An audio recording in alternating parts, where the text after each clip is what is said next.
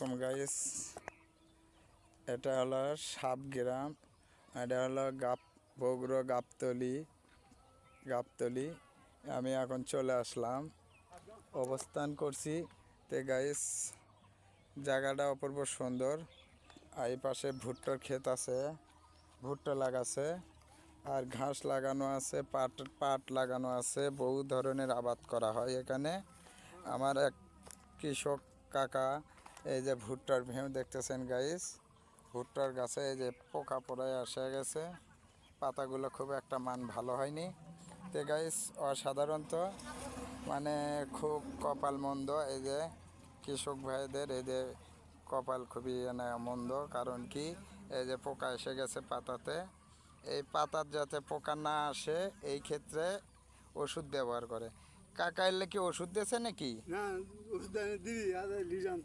আচ্ছা গাইস, আমি আমার এক কাকা আছে, কাকার সঙ্গে একটু কথা বলি। আসসালামু আলাইকুম কাকা, ভালো আছেন? আপনার বাসা কোথায়? এই সামনে। সামনে? আপনার এই এলাকার নাম কি? নাম চান্দপাড়া। চান্দপাড়া। তা আপনি এখানে কি খেতে কি এলে ঘাস লিড়ে দিচ্ছেন? হ্যাঁ, নিয়ে যাচ্ছি।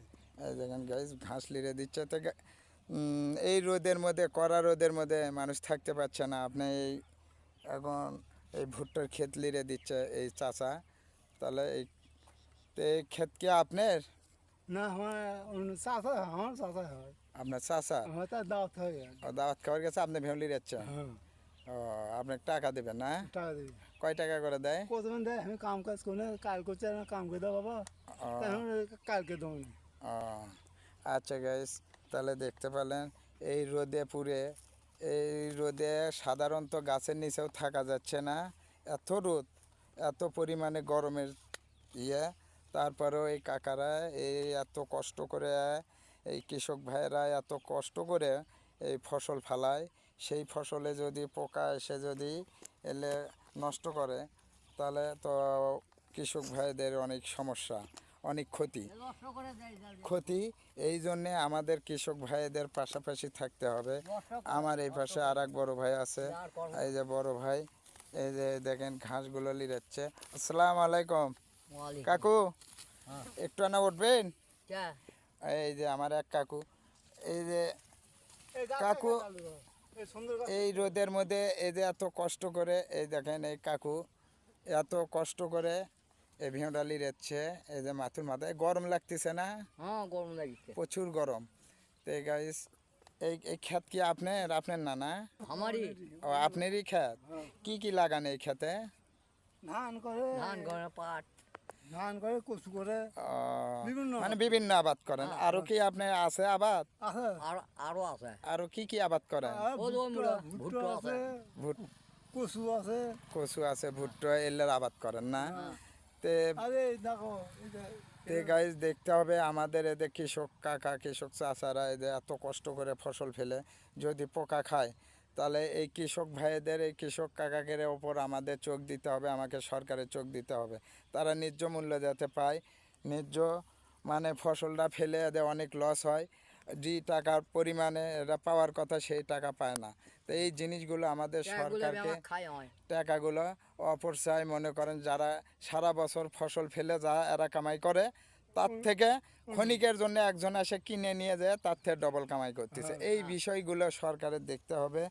আর আমাকেও দেখতে হবে। সরকারের তো আর সম্ভব না যে কাছে এসে দেখা, এলে আমাকেও সচেতন হতে হবে। এই কৃষক ভাইয়েরা যদি এই কৃষি আবাদ না করে, তাহলে আমরা টাকা দিয়েই আমরা কিনে কই পাবো? আমরা তো টাকা দিয়েও পাবো না যদি আবাদ না করে। তো আমাদের দেশে অনেক অনেক চাকরিজীবী, ব্যবসায়িক এলেই বেশি, কিন্তু কৃষক খুব কম। কিন্তু এই ক্ষেত্রে এই এইরকম কৃষক ভাইদের ওপর আমাদের চোখ দিতে হবে, দৃষ্টি দিতে হবে, এদেরকে ভালোবাসা দিতে হবে, কারণ এরা বেশি বেশি করে যাতে কৃষি আবাদ করে। তো কাকা থাকেন, আসসালামু আলাইকুম। আচ্ছা, ভালো থাকেন। গাইস, দেখতে পেলেন ওই পাশে কলা লাগাছে, বিভিন্ন আবাদ আছে এই কাকাকে। এই ধরনের এই কৃষক ভাইদের ওপরে আমাকে চোখ দিতে হবে। আর দৃষ্টি যদি না দিই, তাহলে কৃষক ভাইয়েরা কিভাবে ফসল ফলাবে? তো গাইস দেখতে পারছেন, অসাধারণ হয়েছে। আবার ওই পাশে কলা হচ্ছে খুব সুন্দর সুন্দর। তবে এই ভুট্টার গাছে পোকা এসে গেছে। এখন এত রোদের চোদনে থাকা যাচ্ছে না, এত স্প্রেডে রোদ, মানে মাথা মাথা মানে শরীর আর কুলোচ্ছে না, এত রোদ। তো গাইস, এই বলে আমার ভিডিও আমি শেষ করছি। সবাই সুস্থ থাকেন, ভালো থাকেন, আল্লাহ হাফেজ।